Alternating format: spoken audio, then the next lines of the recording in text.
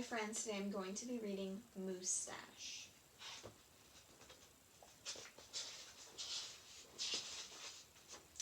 Moose had a problem, a horrible, hairy, prickly problem. It grew right below his nostrils and just above his upper lip. A moustache.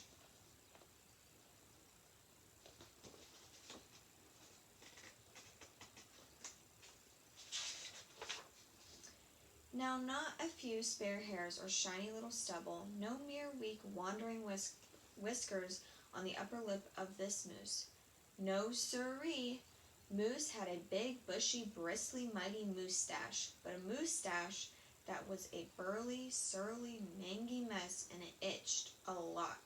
Sure, he plucked and he tweezed, and he even clipped, snipped, and teased, but his combs were still cowards, and his brushes rebelled. His scissors simply surrendered.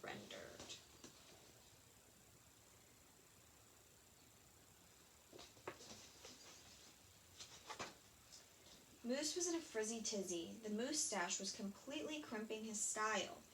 He was a great hoofer, but he could barely bop and hip-hop with a moustache going flip-flop.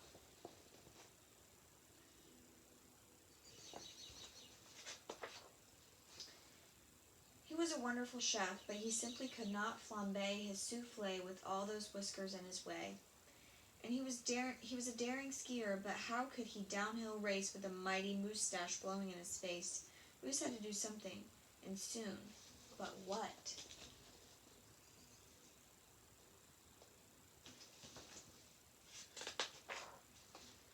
After days and days of much serious thought, Moose got an idea. He crossed some hair here, he crossed some hair there, and he tied his moustache around his neck. A moose scarf seemed to be the ideal answer to his problem. It was so simple, so easy, so perfectly perfect.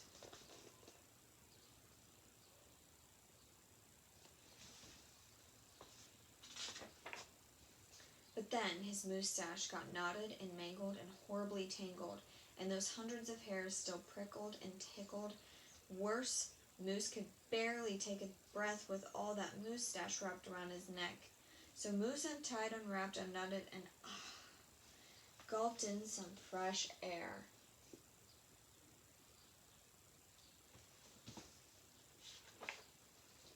He got another idea. He parted some hair this way, he parted some hair that way. He heaped all that moustache on top of his head. Moose-shod antlers seemed to be the ideal answer to his problem. It was so simple, so easy, so perfectly perfect, until a squadron of squirrels and one very nosy gopher moved right into the Moose Motel. They huddled and hoarded and furrowed in and burrowed out. Needless to say, it became quite crowded up there on Moose's head, and heavy and messy.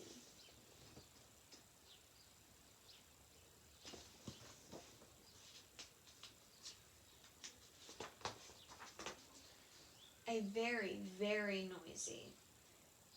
The squirrely chitting and chatting, squeals and squawks woke Moose every morning before the crack of dawn, and that gopher was giving the moose one hairy headache. Moose needed his sleep. He needed his rest. He needed his privacy.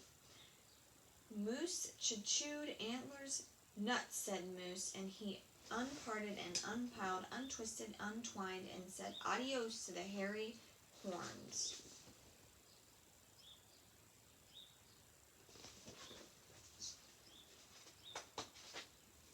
But now what? What? The miserable moose took hold of a hunk of hair and rustled it, then roped it. He tethered, tied, tamed. Aha! A moose tail. Now that was so simple. That was so easy. That was not so perfectly perfect. Talk about a dizzy do. Moose didn't know if he was coming or going, backward, forward, this way, that. He didn't know which end was which. Moose had to bail on the tail.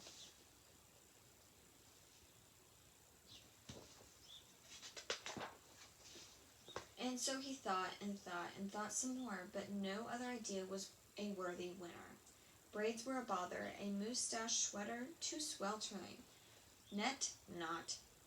Poor Moose, his problem was truly terrible, unbearable, just downright sad. He felt so alone, he didn't know what else to do.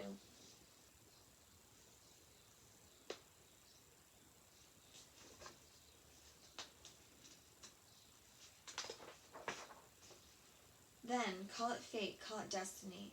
It was probably dumb luck, but one day Moose tripped on his moustache and just had no time to duck. Oomph!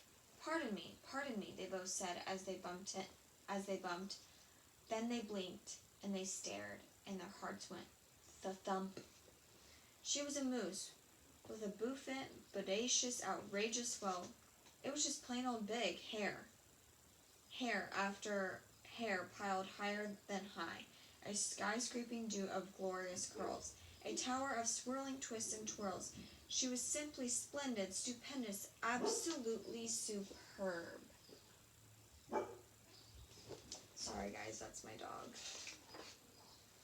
Of course Moose had to ask how she did what she did to get such a dew. Miss Moose winked and she whispered, "Just a little glue." So she helped he fearlessly plunge a hoof into a fat pot of the white gooey goop, and carefully, oh so carefully, they glopped and they plopped, they pasted and they pressed, they coaxed and curled every truly unruly wayward whisker. Around and around they tweaked and twirled those horrible hairs until Moose's once mangy mess was now a wondrous winding wave of marvelous moustache. Moose gazed into the mirror and smiled a broad moosey smile. He was so happy, so glad, so giddy with glee. He looked dashing and handsome. Moose gushed, "Is that really me?"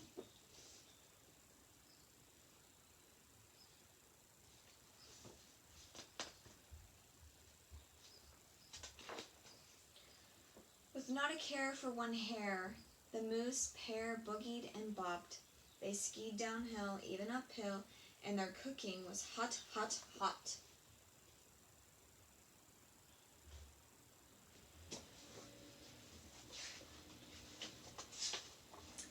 So, of course, it wasn't long after that Moose and his moustache and his beautiful bride fox-trotted and tangoed and waltzed down the aisle.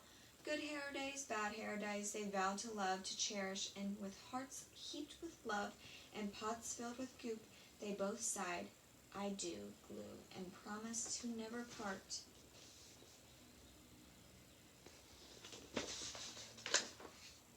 It was so simple, so easy, so perfectly perfect, and it stuck.